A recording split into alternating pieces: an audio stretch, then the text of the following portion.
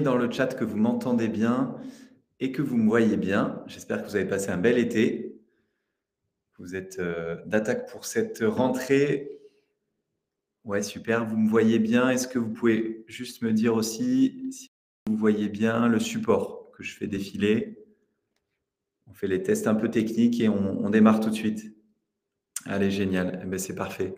Ben, merci beaucoup de nous avoir rejoints aussi nombreux, puisqu'on est déjà près d'une centaine de participants. Il y avait un peu plus de 200 inscrits sur ce sujet, octobre rose et novembre bleu, donc en gros cancer du sein et cancer de la prostate. Donc, comme d'habitude, moi, je suis ravi d'être avec vous pour un webinaire qui va durer entre 45 minutes et un petit peu plus, si vous êtes dispo, évidemment, avec plaisir, pour vous donner quelques conseils concrets, très opérationnels sur de l'animation d'action, de sensibilisation en vue donc d'Octobre Rose qui va arriver assez rapidement et de Novembre Bleu, donc cancer du sein et cancer de la prostate ou cancer masculin de manière un petit peu plus générale.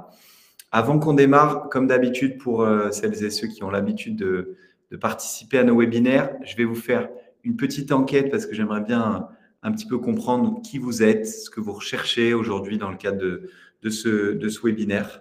Donc, dites-moi quel poste vous occupez. Est-ce que vous êtes côté RH, côté formation, communication, etc. Ensuite, si vous avez déjà participé à un webinaire Goldmap, généralement, on est à peu près à 50-50 dans les taux de participation. Là, de ce que je vois, on est un peu plus pour l'instant sur des personnes qui n'ont pas encore participé à un webinaire, donc c'est parfait. D'ailleurs, vous pouvez me dire dans le chat aussi comment vous avez connu Goldmap. Ça m'intéresse et ça intéressera nos équipes marketing également.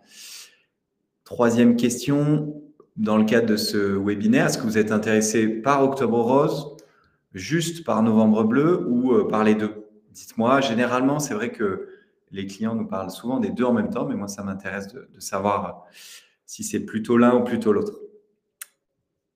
Quatrième et avant-dernière question, est-ce que vous avez déjà mis en place des choses? Et si vous avez déjà mis en place des choses, on va en parler. Vous allez nous donner des idées aussi, parce que c'est un peu l'objectif de ces webinaires. C'est pas juste que moi, je vous partage les bonnes pratiques qu'on vous recommande. C'est aussi et surtout que vous puissiez, entre vous, entre pairs, entre guillemets, vous puissiez vous partager des conseils. Et ensuite, vos attentes sur le webinaire. Est-ce que vous avez envie d'être accompagné pour Octobre Rose, Novembre Bleu? Est-ce que vous avez envie de trouver des idées pour Octobre Rose, Novembre Bleu? Voilà, pourquoi vous êtes là? Et s'il y a des choses qui ne sont pas dans ces questions, vous pouvez évidemment me le dire dans le chat. Donc, j'en profite pour que je vous donne un peu de temps pour répondre. Céline, vous avez besoin d'idées pour Movember. Top. Valérie, vous êtes infirmière et vous nous avez connus sur le salon Préventica. Génial. Karine, votre QHSE a partagé notre email. Directeur RH pour Mélanie, et vous êtes responsable prévention. Juliette, atelier mis en place dans notre entreprise. Des idées pour votre première, contactée par Goldmap pour un autre sujet. Patricia, vous êtes assistante de service social au travail. Bon, mais top, super. Cathy, ce qui pouvait aider le CSE. Ok, vous êtes côté CSE. Émilie, vous êtes référente handicap. Allez, parfait. Bon, ben super. Ben, je vais vous partager du coup les résultats de ce petit quiz. Adèle, vous êtes RH connu grâce à une formation animée en magasin. Leroy Merlin, Adèle? Ouais, allez, super. Donc, le poste que vous occupez, vous êtes une majorité de RH, de HSE, QHSE. Il y a un petit peu de communication interne, un petit peu de référent handicap, très peu de responsables formation. Ce n'est pas étonnant parce que ce n'est pas forcément un sujet dont vont s'emparer les responsables formation. On a des professionnels de santé également, donc des intervenants, peut-être infirmiers, sages-femmes, comme on l'a dit, j'ai vu dans le chat. Et puis autres, on a peut-être quelques étudiants parmi nous aussi sur ces sujets ou d'autres profils. Est-ce que vous avez déjà participé à un webinaire Goldmap? C'est non pour la majorité, pour 46 répondants sur 98. Vous êtes plutôt intéressé par les deux, par Octobre Rose et Novembre Bleu. Ça tombe bien parce que c'est un peu le sujet du webinaire, c'est de vous montrer des idées d'action pour les deux, même si on a un peu plus d'action, nous, dans notre catalogue sur le cancer du sein, parce que c'est une action qui est encore plus installée en entreprise, mais de plus en plus, le sujet du cancer masculin, des cancers masculins arrive également en entreprise. Est-ce que vous avez déjà mis en place? Oui, en fait, pour une bonne majorité. Donc ça, c'est top. Vous allez pouvoir nous en parler un petit peu. Et sinon, vous avez envie de mettre en place des choses. Et vos attentes, c'est beaucoup de trouver des idées pour Octobre Rose et Novembre Bleu. Donc, c'est parfait parce que c'est l'idée de ce webinaire, c'est de vous donner des idées concrètes pour ces actions. Allez, c'est top. Je vous remercie d'avoir participé et je vous partage notre petit support. Donc, aujourd'hui, on va parler d'Octobre Rose et de Novembre Bleu. On va essayer de vous donner un petit plan d'action simple pour sensibiliser sans tabou parce qu'on sait que c'est un sujet qui est encore difficile à aborder en entreprise, le sujet du cancer au niveau individuel comme collectif, c'est pas simple. Donc, on va essayer de vous donner des actions très, très concrètes. Moi, je suis pas professionnel de santé, hein, je suis cofondateur de cette société Goldmap qui intervient sur tous les sujets de la santé au travail, de la qualité de vie au travail. Évidemment, pour préparer ce support, on s'est appuyé sur l'expertise de nos équipes où là, pour le coup, il y a des gens qui connaissent mieux ces sujets que moi. Goldmap, très rapidement, pour celles et ceux qui ne connaissent pas, on est organisme de formation, on est spécialisé sur les sujets de prévention santé et de qualité de vie au travail. On couvre en gros toutes les thématiques des risques professionnels, de la prévention santé et de la QVT. On propose, et ça les clients adorent, énormément de variétés de formats. On peut vous proposer de la formation, on peut vous proposer des formats plus courts, on peut vous proposer de l'individuel, des conférences, du présentiel, du distanciel. On s'adapte à ce que vous souhaitez animer. On aime bien nous animer auprès de différents niveaux d'interlocuteurs, salariés, managers, CSE, comme on l'a vu dans le chat, certains publics qui ont des métiers plus physiques versus des métiers plus sédentaires, etc. Et on a animé en 2024 plus de 5000 actions de formation. Donc, on fait partie des organismes de formation de référence sur ces sujets de santé et de QVT. On intervient, je vous l'ai dit, sur tout le catalogue de la prévention santé, de la santé mentale jusqu'à la santé physique en passant par la sécurité au travail. Et puis, on peut évidemment traiter des sujets de prévention santé et de santé, des sujets plus médicaux avec la thématique well, bien-être, hygiène de vie et équilibre de vie. Goldmap est expert de la QVT depuis 2017. On a animé 15 000 actions de formation depuis 2017. Ça représente 700 000 salariés touchés depuis le lancement de notre offre pour les entreprises. Et on s'appuie sur un réseau de formateurs qui sont sélectionnés, suivis, formés par nos équipes. Ces formateurs sont ostéopathes, ergonomes, psychologues du travail, infirmiers, sages-femmes, médecins, tous les professionnels qui peuvent donc animer des interventions sur les thématiques que je vous ai montrées. Et donc, la mission de Goldmap, c'est d'être votre partenaire sur ces sujets, justement, santé, sécurité et qualité de vie au travail. Le but de ce webinaire, c'est pas de vous présenter Goldmap, mais je voulais quand même vous faire cette petite introduction et juste un petit mot avant de rentrer dans le vif du sujet sur la série de webinaires qu'on anime qui s'appelle Mieux vaut prévenir. C'est une série de webinaires qu'on anime depuis 2023 maintenant et on a toujours un plaisir de vous retrouver, d'autant qu'on est de plus en plus nombreux, donc ça fait chaud au cœur. C'est des webinaires très concrets sur les sujets de prévention santé. Le prochain, ça sera sur la semaine du handicap. On essaye toujours d'avoir un petit temps d'avance pour vous laisser le temps ensuite de mûrir les sujets et d'organiser tout ça dans votre entreprise. Et les précédents ont traité des sujets des incivilités, parce que c'est un sujet qui revient beaucoup dans les interventions en entreprise qu'on propose.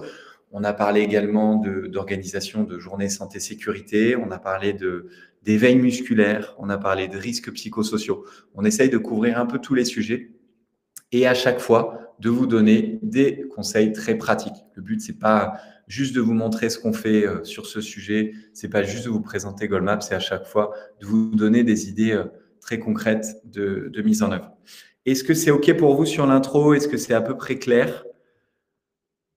Vous me dites. Et ouais, les incivilités, effectivement, Inès, c'est un sujet qui est de plus en plus prégnant. Allez, top. Eh bien, c'est parfait, je vais démarrer du coup. Oui, vous pouvez, Nathalie, retrouver les webinaires passés sur notre chaîne YouTube. Je vais vous mettre le lien tout de suite. Comme ça, vous pourrez aller effectivement regarder. Virginie, vous ne voyez rien. Vous ne voyez rien. Vous ne voyez pas le support? Si vous ne voyez pas le support, peut-être que vous pouvez rafraîchir votre navigateur ou essayer sur un autre navigateur qui est peut-être plus moderne, plus récent. Allez, je vais commencer du coup. Pour ce webinaire, on va voir 4 grands chapitres. Un premier, c'est parler un peu du cancer, de la place du cancer, présenter quelques chiffres, et puis surtout Octobre rose et Novembre bleu, donc cancer du sein et cancer de la prostate. On va parler un peu des facteurs de risque et des axes de prévention. Encore une fois, moi, je ne suis pas forcément spécialiste sur ce sujet. Donc, je vais vous partager un peu ce qu'on propose en entreprise sur ces thématiques pour que vous voyez un petit peu à quoi ressemble un atelier. Et puis surtout, c'est le point 3 qui va nous intéresser. Là, ça va être des actions concrètes pour prévenir le cancer, donc pour bah, proposer des actions autour de ces temps forts que sont Octobre rose et Novembre bleu. Et je vais vous parler de quelques cas clients qui sont assez originaux et qui ont réussi donc à parler de ce sujet, à sensibiliser sans tabou.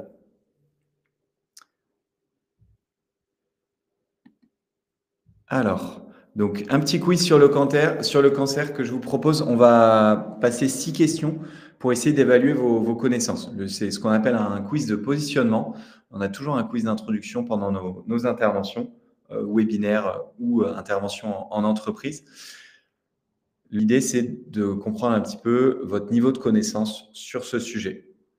Première question, quels sont les principaux facteurs de risque du cancer du sein, selon vous? Vous pouvez me dire dans le chat. Donc, est-ce que c'est le port de soutien-gorge à armature? Est-ce que c'est la consommation modérée de café? Est-ce que c'est les prothèses en silicone? Est-ce que c'est l'âge et les antécédents familiaux de cancer du sein? Donc, les principaux facteurs de risque du cancer du sein. Donc, vous êtes assez nombreux à me dire C, réponse C. Quelques-uns qui me disent D également. Je vous laisse encore 5 petites secondes. Réponse C pour la grande majorité.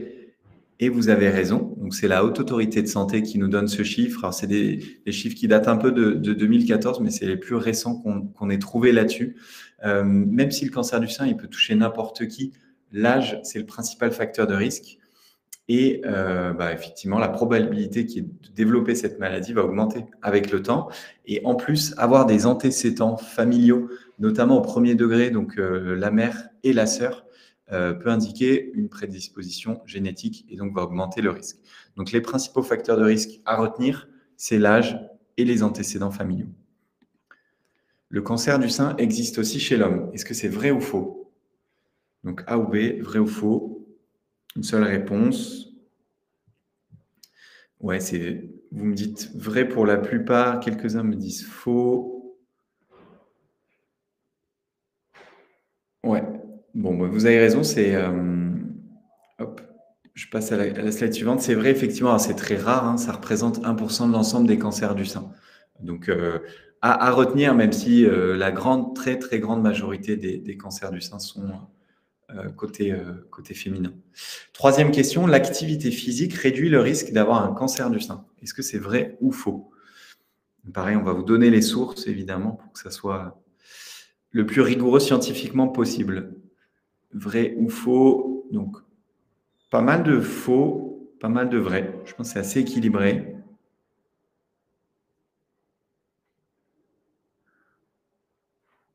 Allez, je passe. Donc, c'est vrai. Donc, il y a des études, il y a pas mal de sources que vous avez, la European Journal of Cancer, des études de chercheurs qui font état donc d'une diminution du risque de l'ordre de 20% entre les femmes les plus actives et celles qui le sont moins.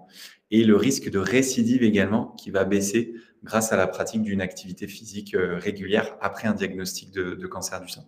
Donc, ça peut évidemment permettre de réduire le risque. Donc, ça fait partie des routines d'hygiène de vie qui sont intéressantes. Vous allez voir qu'il y en a d'autres également.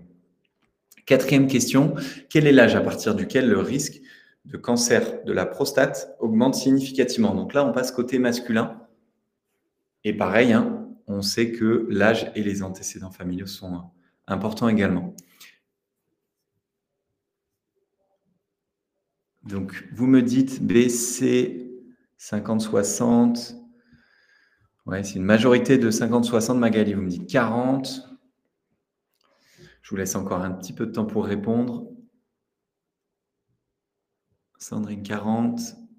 Zora 50. Marie 60. Hop. La réponse, c'est 50 ans. C'est l'Institut national du cancer qui, en 2022, a ressorti une enquête qui s'appelle Dépistage du cancer de la prostate, s'informer avant de décider. C'est à partir de 50 ans que le risque augmente significativement. Donc, notamment si vous avez des collaborateurs et collaboratrices euh, qui sont un petit peu plus âgés, vous savez que le fait d'intervenir sur ces sujets de cancer, c'est d'autant plus pertinent. C'est de la même manière qu'intervenir sur les risques cardiovasculaires, c'est encore plus important quand on a une population qui est vieillissante dans son entreprise, dans son organisation. Cinquième et avant-dernière question, quel est le rôle des hormones dans le développement et la progression du cancer de la prostate? Là, c'est un petit peu plus technique. La testostérone peut stimuler la croissance des cellules du cancer de la prostate. Les hormones stimulent la croissance de tous les types de cellules, y compris les cellules cancéreuses. Seules les hormones féminines influencent le cancer de la prostate et elles n'ont aucun impact. Donc, on a pas mal de A, pas mal de B. Ouais, A, B. Il n'y a pas de C, pas de D. Bon, pour la plupart, vous avez raison, puisque c'est la réponse A, puisque les cellules du cancer de la prostate, elles ont besoin de testostérone, qui est une hormone qu'on produit en grande quantité chez les hommes pour pouvoir grandir. Et donc, cette réduction de niveau de testostérone avec certains traitements, elle peut ralentir ou même stopper la croissance du cancer de la prostate. Pareil, vous avez les sources à chaque fois des études pour vous montrer un peu sur quoi on s'appuie pour vous partager ce quiz et ces résultats. Dernière question, pourquoi le dépistage systématique du cancer de la prostate n'est généralement pas recommandé après 75 ans? Donc, après 75 ans, est-ce que c'est parce que les traitements sont trop risqués quand on passe cet âge? Est-ce que c'est parce qu'il n'y a pas de dépistage fiable quand on est âgé de plus de 75 ans? Ou est-ce que c'est parce que le cancer de la prostate, il évolue très lentement à partir de cet âge et donc il n'y a a priori pas d'impact sur l'espérance de vie de la personne qui est malade? Donc, il y en a pas mal qui me répondent C, un petit peu de B. Mais je vous laisse encore 5 petites secondes. B ou C, et C quand même en grande majorité. Et vous avez raison, effectivement, la plupart des cancers de la prostate vont évoluer de manière très lente pour les hommes de plus de 75 ans. Donc ça, c'est à retenir, intéressant aussi. C'est la même source dont on a parlé tout à l'heure, l'Institut national du cancer, avec cette étude qui s'appelle « Dépistage du cancer de la prostate, s'informer avant de décider ». Voilà pour le quiz, c'est intéressant, ça vous permet de voir un petit peu ce que vous connaissez. Il y a des questions qui sont un petit peu plus difficiles que d'autres, un peu plus techniques que d'autres, mais c'est toujours intéressant de pouvoir évaluer un peu ces connaissances. Et c'est toujours, je vous dis, des quiz qu'on partage en fonction de la durée de l'intervention. On a plus ou moins de questions. Pour des formations, nous, de 3h30, on va avoir jusqu'à 10 questions. Donc, ça permet de passer 15-20 minutes en quiz et notamment en intervention en entreprise, ça permet de briser un peu la glace. Ça fait icebreaker. Quelques chiffres juste pour vous dire que la maladie, elle fragilise évidemment la vie professionnelle. On vous a pas on va pas vous parler de trop de chiffres, mais j'en ai sélectionné quand même quelques-uns. Il y a 3 personnes sur 10, donc c'est le rapport de l'Observatoire sociétal des cancers qui a été fait par la Ligue contre le cancer. 3 personnes sur 10 qui étaient en emploi au moment du diagnostic, ils ne le sont plus 2 ans après, donc ça a un impact, ça fragilise évidemment le quotidien professionnel. 11% des personnes en activité se sont senties pénalisées professionnellement à cause de leur cancer. Donc, important de briser les tabous, de faire en sorte qu'au niveau professionnel, on puisse, en tant qu'entreprise, en tant que manager, accompagner les personnes qui sont malades. Et puis, 30% des personnes qui étaient au chômage au moment du diagnostic ont retrouvé un emploi 2 ans après.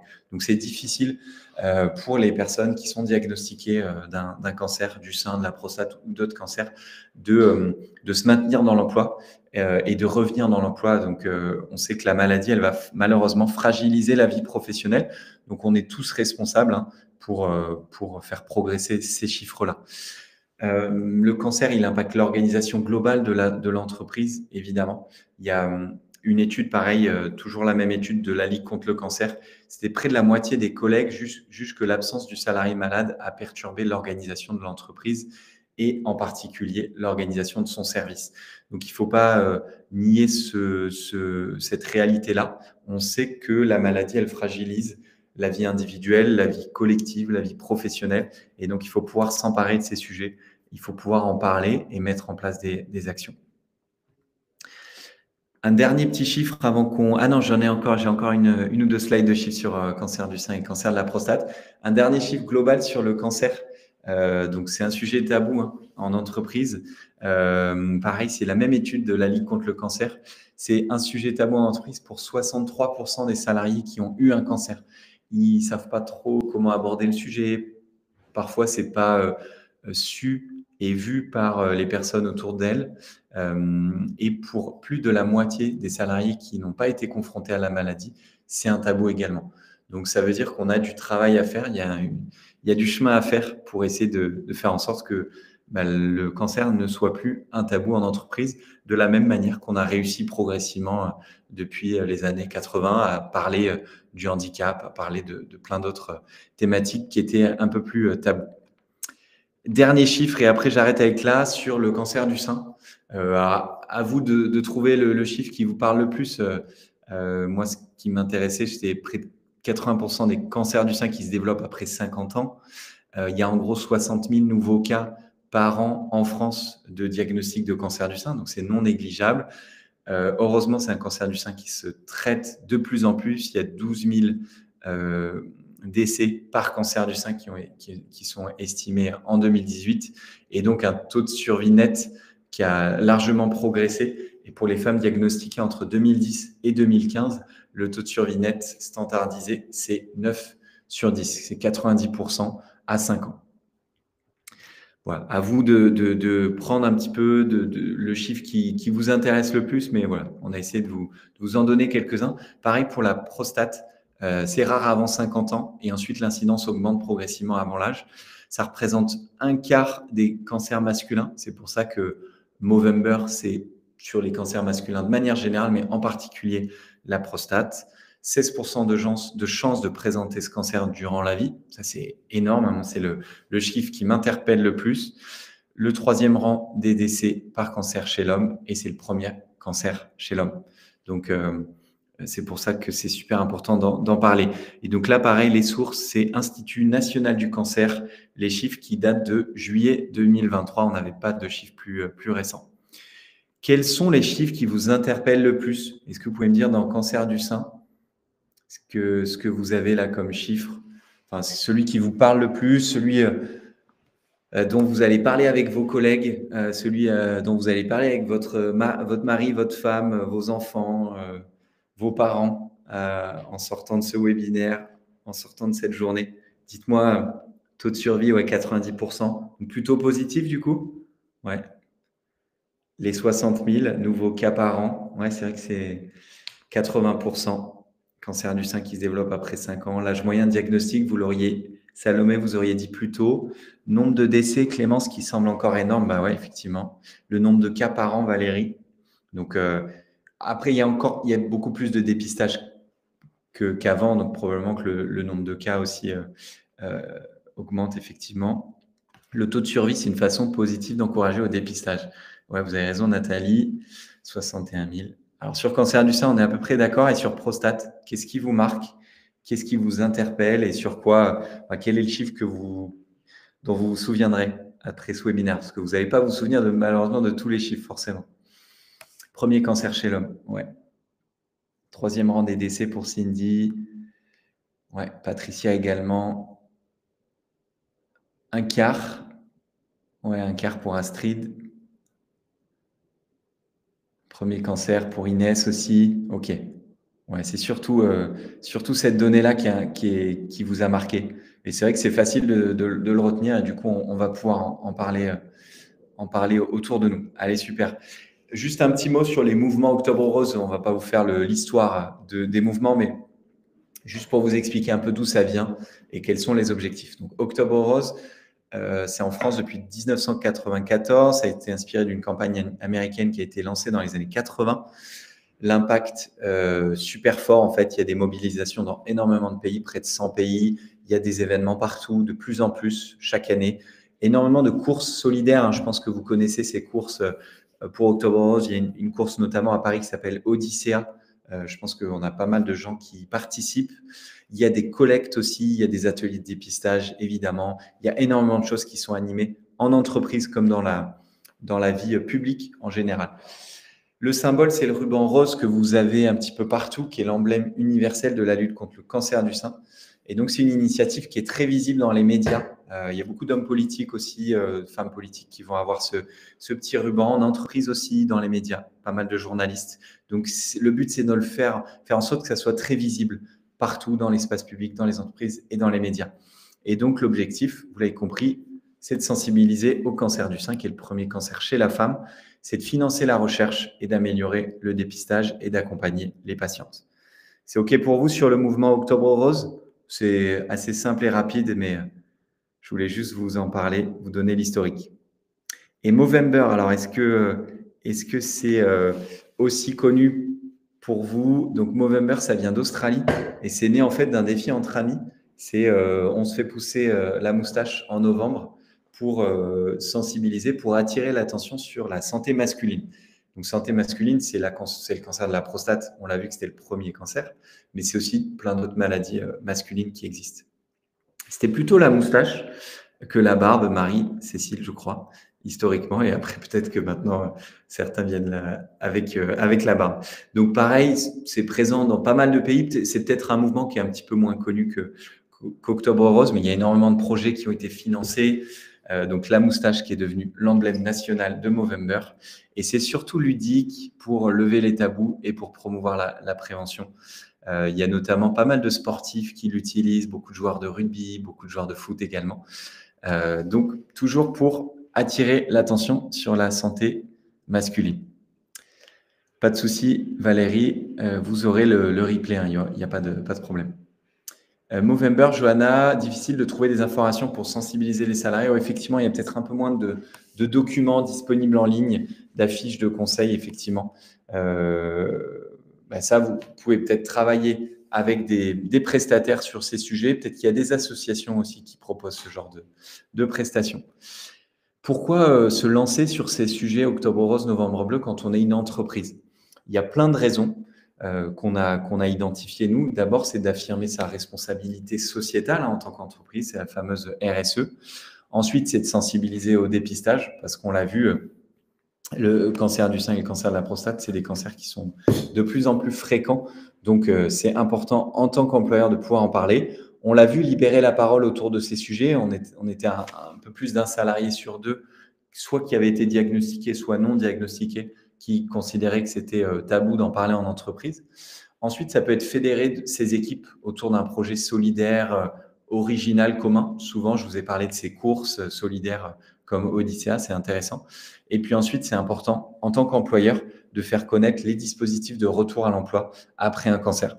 Voilà, c'est les raisons, les motifs qu'on a identifiés, nous. Maintenant, je vais vous parler un petit peu des facteurs de risque et des axes de prévention. Encore une fois, le but, c'est pas de vous faire une formation sur le cancer du sein et le cancer de la prostate parce que je ne serai pas pertinent, mais c'est de vous montrer un peu ce qu'on partage en entreprise. Est-ce que vous pouvez me dire dans le chat si vous connaissez les principaux facteurs de risque du cancer? Je vous donne un indice, on en a un petit peu parlé dans le quiz en introduction. Donc, selon vous, les principaux facteurs de risque du cancer? Génétique, stress, hygiène de vie, âge, antécédents familiaux, activité physique, enfin manque d'activité physique, sédentarité, génétique, pas d'activité physique, cigarette, nourriture, génétique, travail de nuit, ouais. Travail de nuit, Marie-Cécile aussi, Julie, génétique, mais aussi hygiène de vie, ouais, les habitudes, exposition à produits chimiques, ouais, effectivement intéressant. L'âge, le poids, tabac, stress, alcool, manque de vitamine D, pollution. Allez, je vous laisse encore une petite seconde. Tabac. Bon, il y a pas mal de réponses qui sont bonnes. Donc, on l'a vu, antécédents familiaux, on en a parlé un petit peu. Alors, je vais distinguer un peu les deux, cancer du sein et cancer de la prostate. Antécédents familiaux, les facteurs familiaux, on sait que le risque, il augmente si une parente, on l'a dit, du premier degré, donc mère, sœur, fille, a déjà eu un cancer du sein et plus particulièrement après la ménopause. Ensuite, il y a effectivement la génétique qui entre en jeu et il y a les antécédents personnels, si on a eu d'autres cancers, par exemple. Ensuite, il y a les facteurs âge et sexe. On en a parlé un petit peu. Le risque de cancer, il augmente passé 50 ans. C'est près de 80% des cancers du sein qui se développent après 50 ans. Et donc, le sexe, on l'a vu tout à l'heure, le cancer du sein, ça concerne essentiellement les femmes. Il y a 1% des cancers du sein qui concernent les hommes. Et vous avez parlé, il y en a pas mal qui ont répondu à cette question, les facteurs qui sont liés au comportement individuel. Et donc là, vous m'avez parlé beaucoup de l'alimentation, mais pas forcément du surpoids ou de l'obésité. Donc le surpoids, c'est un point important, un facteur important. Le tabac, effectivement, et l'alcool. Donc ça, c'est côté cancer du sein. Côté cancer de la prostate, on va avoir les facteurs familiaux également, facteurs familiaux et génétiques, un parent proche qui a été atteint, des formes héréditaires de cancer qui correspondraient à 5 à 10% de la totalité des cancers de la prostate, le risque d'avoir une forme familiale qui est multipliée par 10 à 20 par rapport à la population générale, et quand on a des parents proches, on sait que le risque augmente. Parents proches, donc père, grand-père, grand-père plus oncle. Donc ça, c'est les facteurs familiaux et génétiques.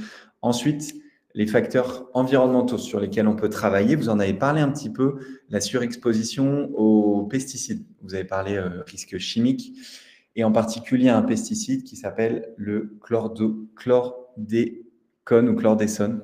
Je vous prie de m'excuser si je le prononce pas bien.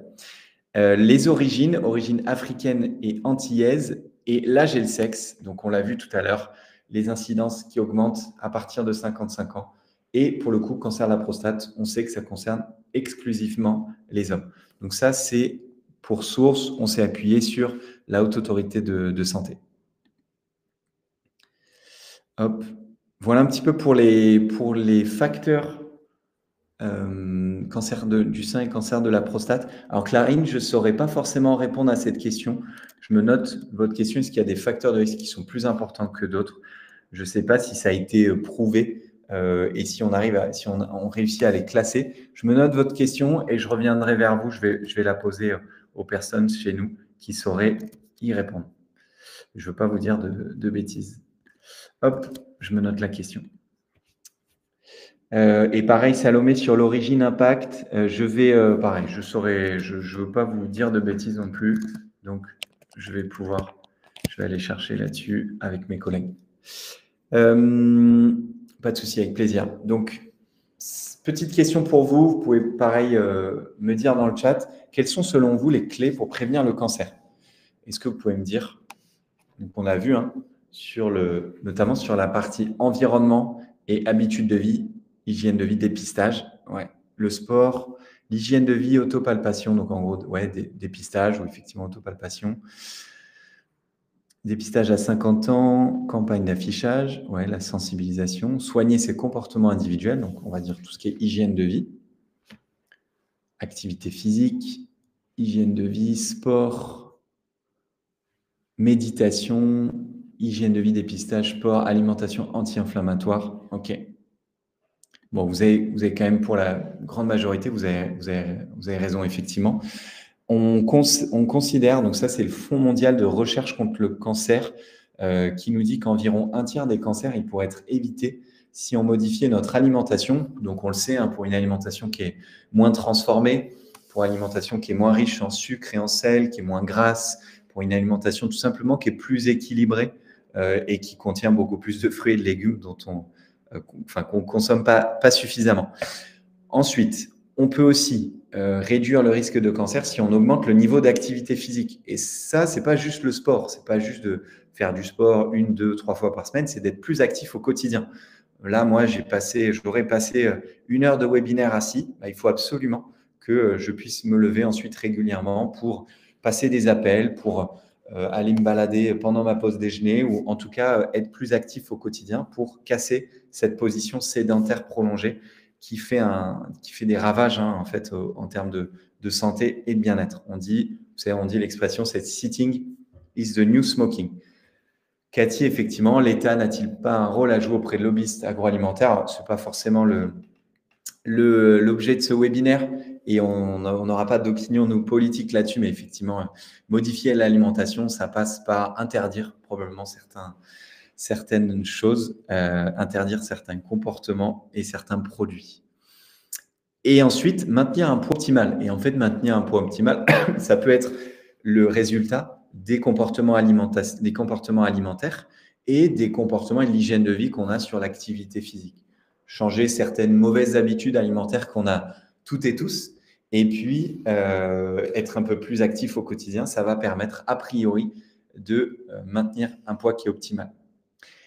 Clarine, vous avez raison, un tiers, c'est énorme, et je pense que c'est peut-être un point qu'il faut retenir aussi de ce webinaire, c'est qu'on peut être, on est responsable et on peut être actif dans notre prévention. Ça, je vais vous en parler un petit peu.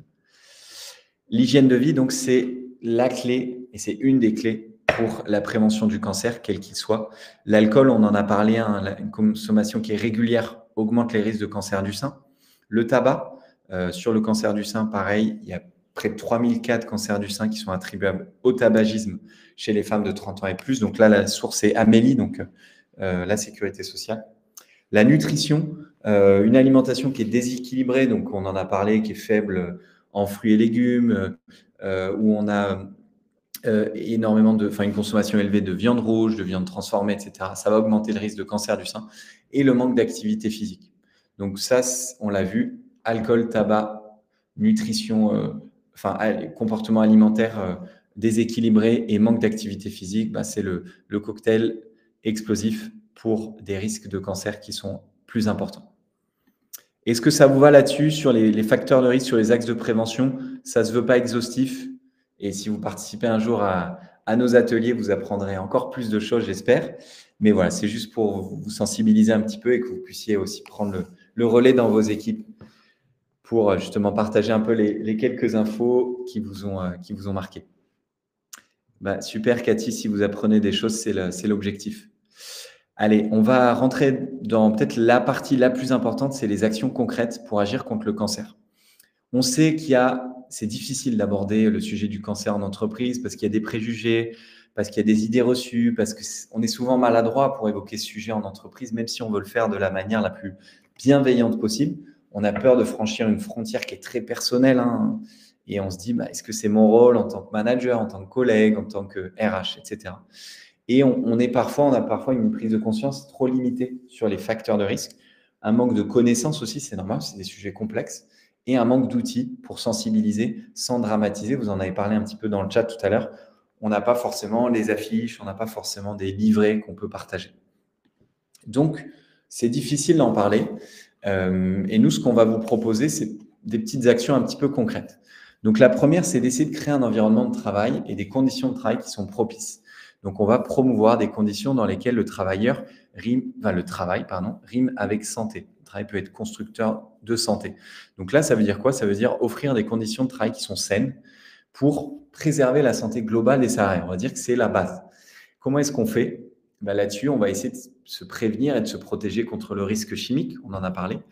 On va essayer de prévenir les risques professionnels et d'essayer d'atténuer les impacts du travail de nuit sur la santé, parce qu'on sait que le travail de nuit impacte la santé à long terme.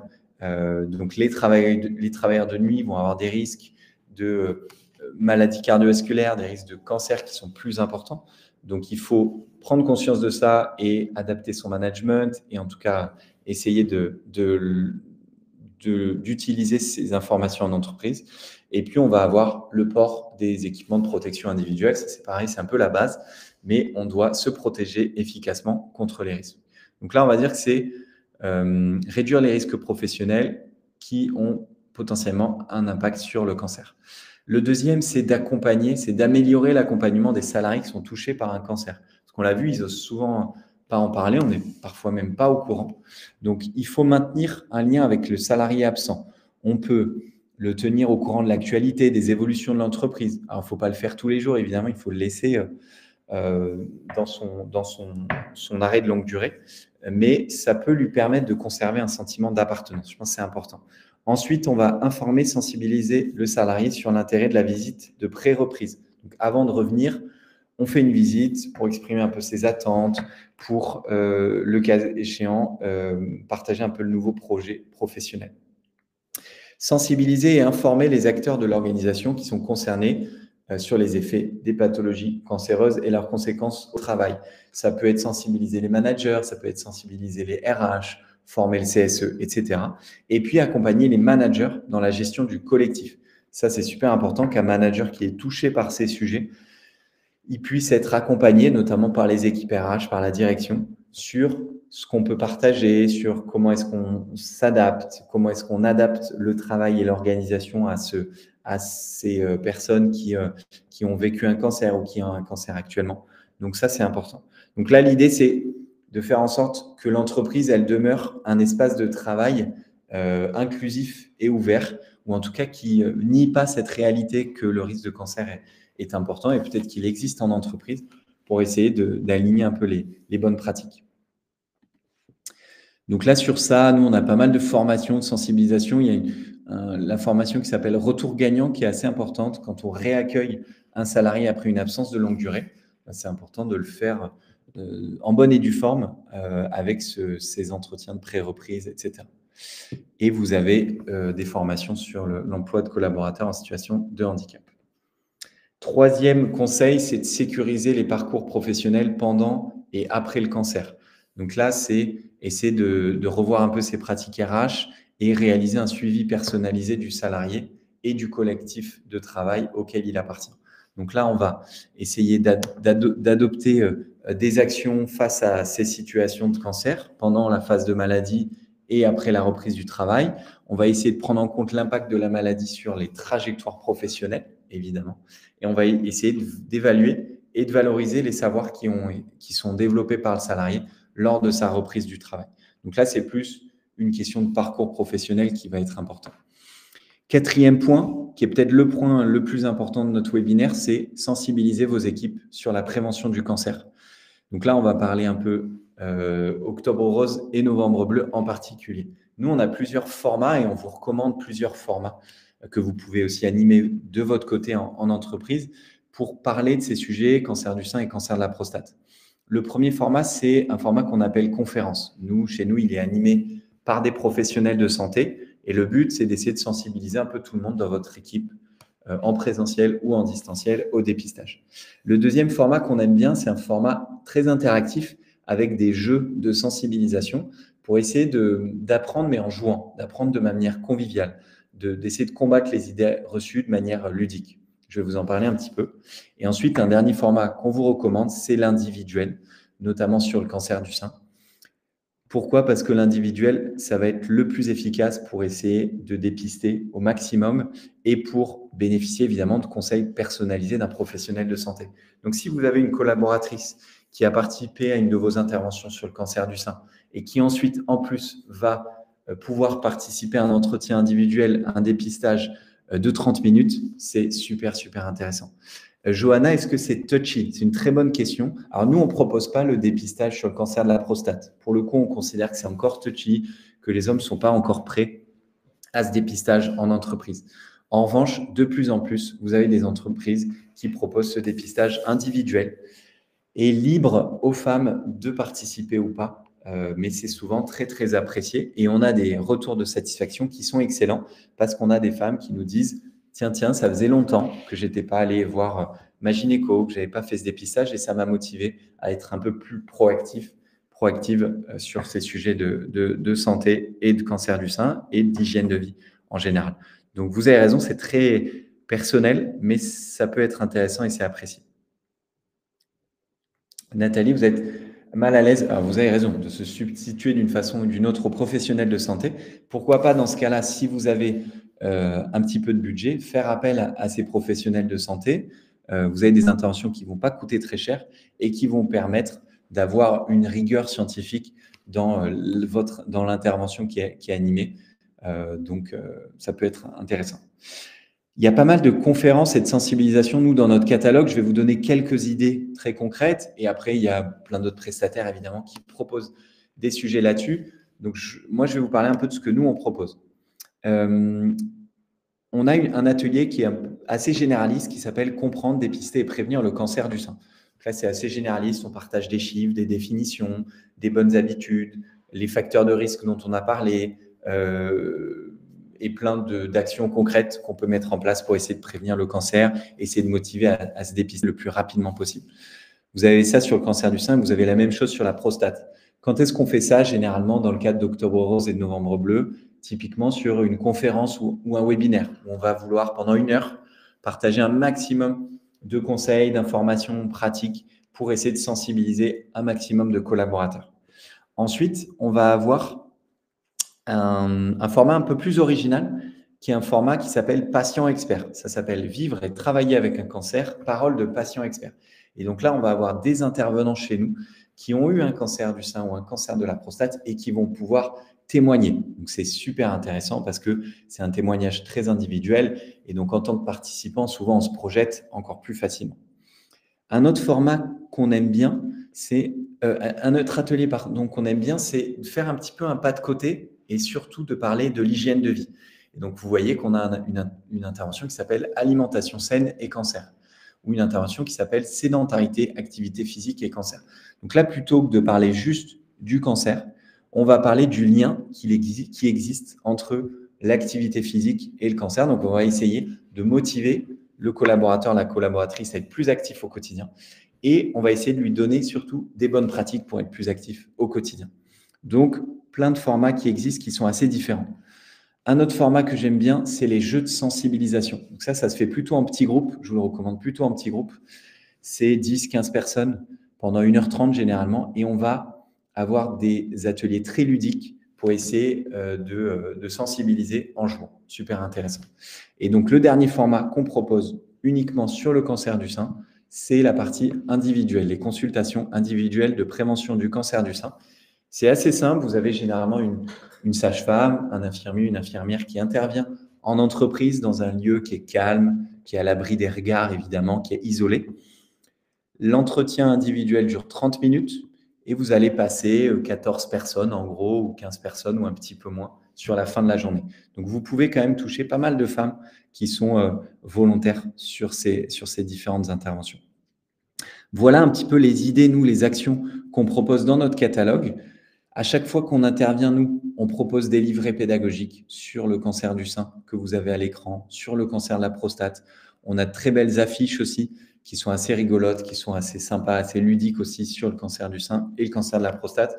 Dans ces affiches, qu'est-ce qu'on fait? On récupère les chiffres que je vous ai partagés, le fameux 24% qu'on a vu tout à l'heure. Alors Inès, vous ne pouvez pas récupérer ces affiches. Il faut être client de Goldmap pour pouvoir utiliser ces affiches. Lorraine, pareil, je suis désolé de vous décevoir sur ce sujet-là, mais n'hésitez pas, si vous souhaitez faire une intervention, animer un webinaire avec Goldmap ou animer un atelier de sensibilisation, on sera ravis de vous mettre à disposition ces affiches. Ça vous permet de faire gagner pas mal de temps.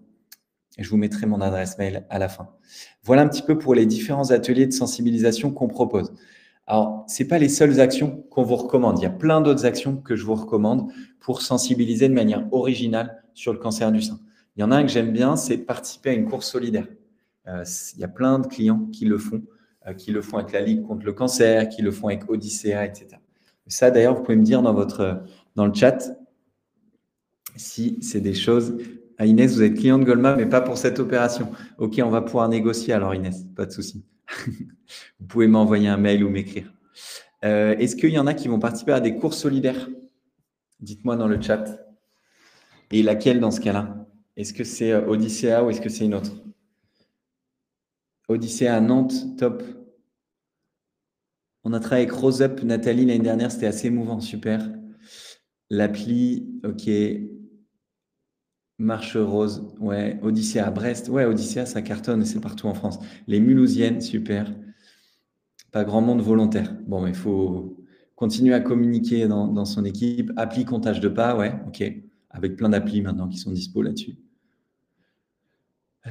Rennes, OK. Le challenge triplette rose. À Lyon, il n'y a pas de course. OK.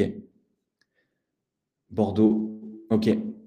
Donc, en gros, course solidaire donnée à des associations. Alors, il y a plein d'associations qui existent. On vous en a cité quelques-unes. La Fondation Movember, Ruban Rose, Rose Up. Dress code spécifique, il y a pas mal d'entreprises qui proposent ça. Pendant une journée, on va s'habiller en rose, par exemple, ou pendant une journée, les hommes vont porter la moustache pendant tout le mois. Customiser ses réseaux sociaux, c'est un peu plus de l'affichage, c'est de la communication, mais c'est intéressant. On peut aller customiser, personnaliser sa page LinkedIn. On peut demander aux salariés qui sont motivés de customiser sa page LinkedIn ou sa photo de profil avec les couleurs rose ou bleu. Nathalie, le concours de photos de la plus belle moustache, bah, effectivement, il y en a pas mal qui le font. Juliette, vous allez courir la scintillante pour le cancer du sein. Tous en rose, ouais, super. 90% d'hommes sur le site, tous en bleu. Ok, top. Bah oui, donnez-nous des idées là dans le chat. Comme ça, on le récupérera et on vous le partagera dans un petit mail de suivi. Et vous avez raison, Mélanie, ces actions sont intéressantes à condition que les messages de prévention et de dépistage les accompagnent. Ce n'est pas juste pour faire joli et pour être rigolo. Vente de gâteaux en interne, fonds récoltés, super. Ouais, dites-moi, pareil, vente de gâteaux au ruban rose. Enfin, vente de gâteaux rose au ruban rose. Ok, top. Et après, on a mis organiser des quiz avec récompense à la clé. Bon, ça, c'est des exemples parmi tant d'autres qui peuvent exister. Mais là, je compte sur votre créativité. Vous faites un escape game, Gwenola, super. Brioche rose à disposition, Gabriel. Distribution de pins à tous nos salariés. Top. Bon, là, vous voyez que vous avez plein d'idées. Vous avez beaucoup plus d'idées que ce que nous, on a pu noter, mais c'est génial. C'est à ça que servent nos webinaires. Donc, n'hésitez pas, si vous avez besoin d'idées, bah, vous remettez. J'aimerais organiser des bilans de santé, Inès. OK. Bon, ça, c'est des choses qu'on peut faire. Donc, n'hésitez pas si on peut vous accompagner là-dessus. Est-ce que vous avez d'autres idées? Est-ce qu'il y a d'autres personnes qui ont mis en place des choses ou qui prévoient des choses? Remise de ruban, ok, Julie, top. En format pins, du coup. Remise de doc dans les salles de travail, ouais. L'affichage hein, en salle de réunion, salle de pause, etc. Ouais, effectivement, Astrid, merci pour toutes ces idées. Merci beaucoup. Nous, ça nous sera utile aussi pour donner des conseils à nos clients. C'est parfait. Vidéo explicative sur TV. Ouais, effectivement, et cette vidéo, alors, nous, on en fait, bien sûr, mais je pense que sur YouTube, il y a des vidéos qui sont gratuites, qui sont très bien faites sur le cancer du sein. Je ne devrais pas le dire ça, c'est pas très commercial, mais c'est pas grave. Photos avec des postiches, des décorations Octobre Rose. Bon, vous avez plein de newsletters internes. Ouais, effectivement, si vous avez une newsletter, ça peut être intéressant de parler de ce sujet. Allez, j'enchaîne. Dernière action qu'on vous recommande, c'est de former vos équipes, donc à l'hygiène de vie, vous l'avez compris. Parce qu'on l'a vu que c'était tellement important hein, qu'il y avait l'âge, les antécédents familiaux, la génétique, bien sûr, mais qu'il y a aussi ces comportements au quotidien, donc sur la santé de manière générale, sur la nutrition, sur l'alimentation, sur le sommeil, sur les addictions. Il y a plein d'ateliers, nous, qu'on propose, que vous pourrez proposer en interne aussi, sur la dette de sommeil, sur les mauvaises habitudes alimentaires, sur les addictions, sur le tabac, sur l'alcool, etc. Plein de choses que vous pouvez mettre en place. Est-ce que sur santé, hygiène de vie, pareil, est-ce que vous avez mis en place des choses pour Octobre Rose, Novembre Bleu, les années précédentes? Parce que là, on voyait que c'était quand même très cancer du sein ou cancer de la prostate. Est-ce que certains d'entre vous, dans le chat, ont fait un peu le parallèle avec tout ce qui est hygiène de vie, on va dire, sommeil, nutrition, activité physique, gestion du stress? Vous pouvez me dire dans le chat. Nutrition, ouais, top. Denis, tabac, ok. Cette année, nous allons faire coaching et nutrition avec nous. Génial. Merci Inès pour votre confiance. Le challenge des pas, ouais, super. Donc sur activité physique, nutrition, Clémence, top. On a voulu proposer, malheureusement, le groupe n'a pas inversé. Ok. Ouais, ça a démotivé. Ok. On fait des semaines de sensibilisation toute l'année avec nutrition, bien-être, sport. Super. Génial, Joanna. Audrey, réunion HSE, quiz. Ouais, top. Réunion que entre HSE ou quiz ou causerie sécurité, Audrey? Donc, juste entre vous, entre guillemets, ou avec le reste de l'équipe? Sommeil et récupération pour les veilleurs de nuit. Super, Denis. Dans quel secteur vous travaillez, Denis, si ce n'est pas indiscret? Expo, ouais, ok, top. Expo à Lyon, super. HSE, Audrey, ok. Valérie, vous avez plein d'idées de thèmes de sensibilisation, mais plus de budget. Bah, je pense que là, dans le chat, vous en avez eu pas mal. Et dans ce que moi, je vous ai mis là-dessus, je pense il y en a beaucoup hein, que vous pouvez aller organiser sans avoir sans avoir de budget. Semaine de l'agression en interne avec des webinaires. OK. Médico-social, Denis. OK, top. Allez, super. Bon, je vous partage très, très rapidement quelques cas clients qu'on a accompagnés, quelques entreprises qu'on a accompagnées rapidement. Opco2i, qui est un acteur, qui est un opérateur de compétences que certains d'entre vous doivent connaître, puisque c'est eux qui financent la formation en France, qui organisent la formation en France. Opco2i, donc l'opérateur de compétences du secteur industriel, qu'on accompagne sur le cancer et qu'on accompagne auprès de différents, enfin, sur lequel on accompagne auprès de différents publics, le CODIR, les managers et les RH ou les salariés avec un rôle de référent cancer. Donc ça, c'est super intéressant comme accompagnement parce que ce n'est pas juste, entre guillemets, une sensibilisation pour tout le monde, c'est juste pour vous montrer qu'on peut aller former différents niveaux de l'organisation pour à chaque fois adapter sa posture, pour connaître ses obligations en tant qu'employeur, pour connaître les droits du salarié, etc. L'escape game, où est-ce que vous l'avez trouvé? Est-ce qu'il est dispo? Alors moi, j'ai pas d'escape game là-dessus, Julie, mais si vous, quelqu'un dans la… Ah ok, c'est question pour Gwenola, création perso. Bon, si vous voulez le partager, Gwenola, on pourra le faire. Ensuite, Getlink, donc c'est la société qui notamment opère le tunnel sous la Manche. On leur a proposé, dans le cadre de leur politique diversité, on leur a fait des webinaires et des entretiens individuels sur cancer du sein et cancer de la prostate. Donc à chaque fois, octobre rose et novembre bleu. Donc c'est, on va dire, les interventions assez classiques, conférences de sensibilisation et en plus, du coup, la partie individuelle pour les femmes sur le cancer du sein. Et après, on avait proposé des conférences sur plutôt l'hygiène de vie avec un atelier qui s'appelle chez nous « Prendre son bien-être en main, les bonnes habitudes du quotidien ». Donc là, on est plus sur la nutrition, le sport, le sommeil, etc. Et dernier cas client qu'on aime bien partager avec vous, c'est Stanley Black & Decker avec des webinaires en octobre et en novembre et des petites sensibilisations qui sont complémentaires.